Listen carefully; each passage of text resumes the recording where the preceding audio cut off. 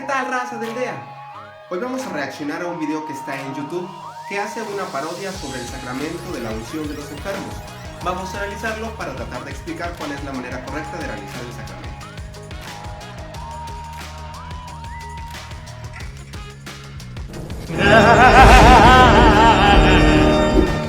Bueno, para empezar, cuando uno va a visitar a un enfermo, uno no puede ponerse así tan dramático. La gente tiene la idea de que la unción de los enfermos es solamente para la gente que está a punto de morirse. Eso es totalmente falso. La unción de los enfermos es para los enfermos. Es muy común que cuando tú llegas a visitar a un enfermo, a veces pues el enfermito no quiere recibir. Pues porque cree que cuando llega el padre es porque ya se va a morir. Pero no, hay que cambiar esa perspectiva. Pues al mal paso, la riqueza.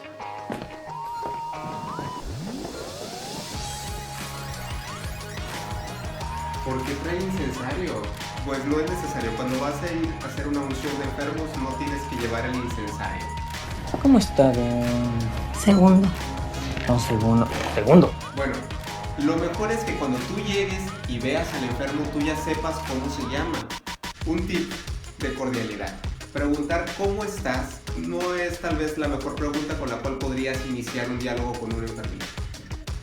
Don Segundo, ¿desea confesar sus pecados en tierra antes de ser juzgado? Padre, disculpe, pero no creo que sea apropiado hablar de sus pecados. ¿Por qué? Pero para la santa unción no se necesita confesión. Esto sí es un error. La Santa Unción lleva consigo el sacramento de la reconciliación. Es por eso que nosotros los diáconos no podemos realizar el sacramento de la unción de los enfermos, porque no tenemos la facultad ni el poder para perdonar los pecados. ¿Y qué, padre? ¿Y qué va a hacer? Sus pecados, pues. Le pregunta enfrente a todas las personas que si se quiere confesar. Y obviamente, cuando uno va a confesar a un penitente, tiene que ser en privado. En el momento preciso de la confesión, se le pide a los familiares que si pueden salir un momento de la habitación. Después de que el padre lo ha confesado, ya invita a los familiares a que puedan entrar para que participen del sacramento de la unción. Yo no he pecado. Mentir es un pecado. Mira tú, ya tenemos uno. Bueno, no lo podemos confesar a la fuerza. Aquí la persona pareciera ser que no tiene mucha intención de confesarse. No lo podemos obligar. A este paso les va a salir caro el sacramento. A propósito, cobro por pecado. Esto es una factura. No se cobra por el sacramento de la reconciliación. No cobramos por pecados y no hay facturas por ese sacramento. ¿Ha leído alguna vez la Biblia? Casi todo lo que hacemos es un pecado. Eso enseña en el catecismo. Bueno, acabamos de ver hace un video atrás que no todas las cosas son pecados y que hay 3 condiciones para saber si algo es pecado o no. Nunca he leído la Biblia. Por favor, don Segundo, prosigue con su... No recuerdo más pecados. ¿Ha leído alguna vez la Biblia? Casi todo lo que hacemos es un pecado. Eso enseña en el catecismo. Nunca he leído la Biblia. Ese es un pecado grave. Es que él nunca hizo el catecismo porque no hizo la primera comunión ni la confirmación. Tampoco he sido bautizado. Confirmado. Primera comunión. Confirmado. Aquí en el video ponen los elementos principales de los sacramentos de iniciación cristiana: el bautismo, la confirmación y la primera comunión.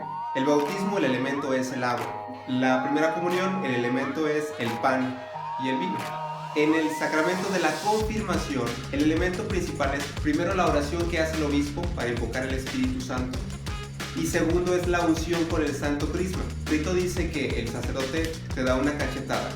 Eso significaba, hace mucho tiempo, era como una cachetada para despertar a la nueva vida. Confirmado. Hoy en día ya pues no se da la cachetada. Aquí en Monterrey se da la mano. Tampoco he sido bautizado. Confirmado. Primera comunión. Hay algo que es muy interesante en este caso. Es una persona que no ha tenido ningún sacramento. ¿Qué pasa? Que no la podemos ni siquiera confesar, porque si no ha sido bautizada, no puede tener acceso a los otros sacramentos. Entonces lo primero que tendríamos que hacer es bautizarla. Y puesto que se haría el rito de la iniciación cristiana, no necesitaría confesarse. El sacramento del bautismo borra el pecado original y todos los pecados que se hayan cometido.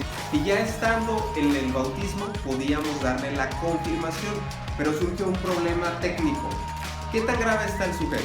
¿Está en articulo mortis o en periculo mortis? En articulo mortis la muerte es inminente.